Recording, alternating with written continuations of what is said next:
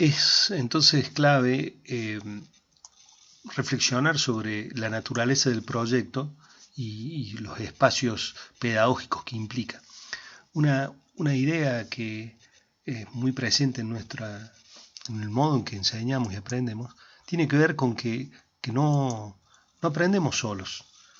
Aprendemos de la historia, de los maestros, aprendemos de nuestros compañeros, y todo eso acontece en un espacio pedagógico específico y yo diría especial, que es el taller, en donde no interesa tanto la respuesta o tu respuesta proyectual, sino que al haber 30 o 40 personas que están contestando la misma pregunta conceptual, vos podés aprender no solamente por lo que vos haces, sino por lo que hacen tus compañeros. Esto es clave para entender por qué emerge el taller como espacio pedagógico propio de nuestra disciplina, en donde todos tenemos algo para enseñar y todos tenemos algo para aprender.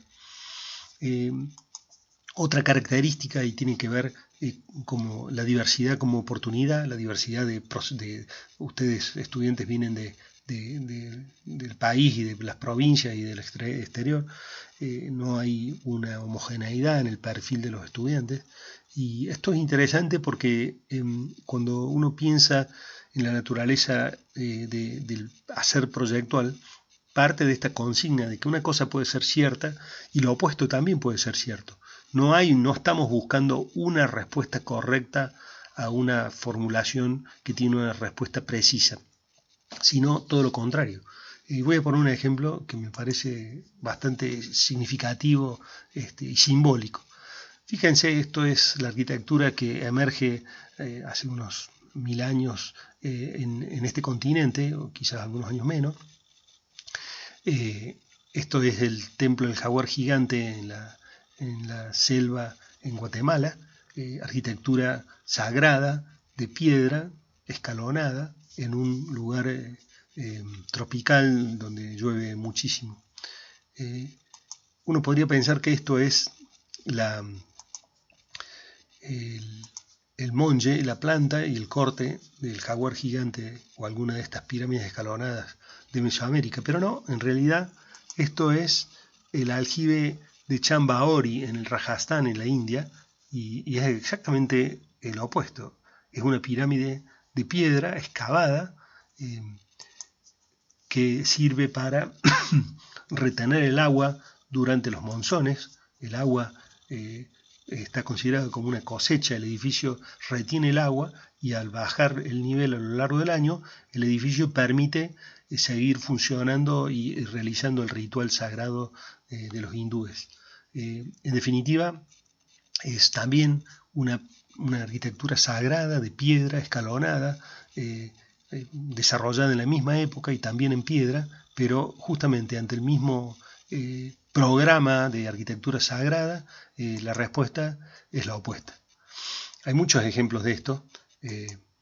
Fíjense la iglesia de Ronchamp en la Alsacia francesa, de Le Corbusier, se caracteriza por, si uno la va recorriendo, tiene infinidad de fachadas posibles. No tiene una sola fachada, ni dos, ni tres, ni cuatro. Tiene cada fachada, uno gira un grado y aparece otra composición, porque está pensado como una especie de gran escultura tridimensional al sol en la punta de una colina. Niemeyer, maestro de Río de Janeiro, en esta que es la Catedral de Brasilia, hace exactamente lo opuesto. Es un edificio que está concebido como con una única fachada y no importa donde uno lo mire, conserva su carácter. Esto también es importante entenderlo porque aleja la respuesta dogmática de nuestra disciplina, ¿cierto? Un procedimiento que recomiendo que presten especial atención es lo que habitualmente se llama en pedagogía el aprendizaje basado en proyectos, es entender y hacer un análisis de casos de obras maestras, por ejemplo esto que es la biblioteca de Exeter en New Hampshire, cerca de Boston, de Louis Kahn, que la termina alrededor del finales de década del 70, del 60, y la pregunta es, ¿qué hubieses hecho vos? ¿Cómo hubieses solucionado los problemas?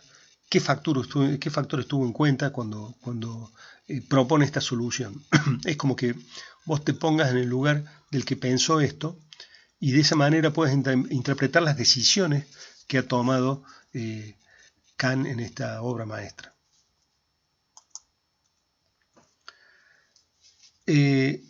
Posiblemente sea alguno más o alguno menos, pero si vos cursas en 6 años en esta casa, vas a tener 9, 10, 11 proyectos y bueno, y en esos 11 proyectos vos tenés que aprender a proyectar. Entonces, claramente esto te pone un límite a la voluntad de enseñar todo y te pone en eje respecto de que lo que estamos enseñando son criterios y principios en un contexto en donde llamado, digamos, a diferencia del moderno, donde había una apuesta a la tecnología y al progreso, estamos en un contexto sin certeza, ¿verdad? Entonces, en ese contexto sin certeza, la pregunta que que debemos construir y que debemos recorrer son cuáles son esos criterios con que vamos a formarnos en estos breves 9 o 10 proyectos de nuestra formación. Uno muy evidente es, estamos en un contexto de urbanización creciente y hoy la mayoría de las personas del mundo viven en estos artefactos que llamamos ciudades, que son expresión de esa voluntad por vivir en conjunto, ¿no? Así que bueno, en cómo aprendemos esos criterios va el éxito, me parece, de nuestra formación. Si hay algo que es importante que comprendan en este momento de su formación es el rol que tienen los instrumentos en el proceso de proyecto. Voy a poner un ejemplo que para mí es muy, muy claro de lo que queremos decir. Esta es la fachada oeste del Museo de Kimbell de Louis Kahn en Fort Worth. La fachada The Entrance of the Trees, la nombra él, la entrada de los árboles. Y vemos su absoluta austeridad expresiva, ¿cierto? Sin embargo, es uno de los edificios considerados por toda la crítica uno de los mejores edificios del siglo XX. Hay como un proceso de carga consciente, digo yo, de los instrumentos en las decisiones que están detrás de estas pocas líneas.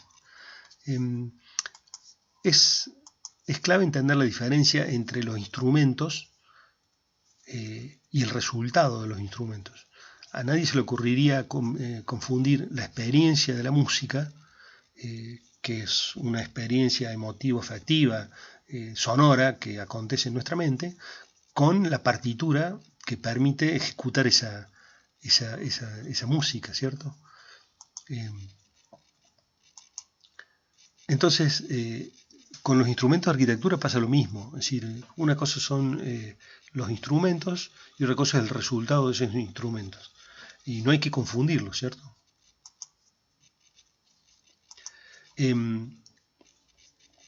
Porque el riesgo es creer que los instrumentos por sí mismos, sin esta carga consciente, nos garantizan resultados. Yo creo que este eje es clave en la formación que tienen ustedes en este momento.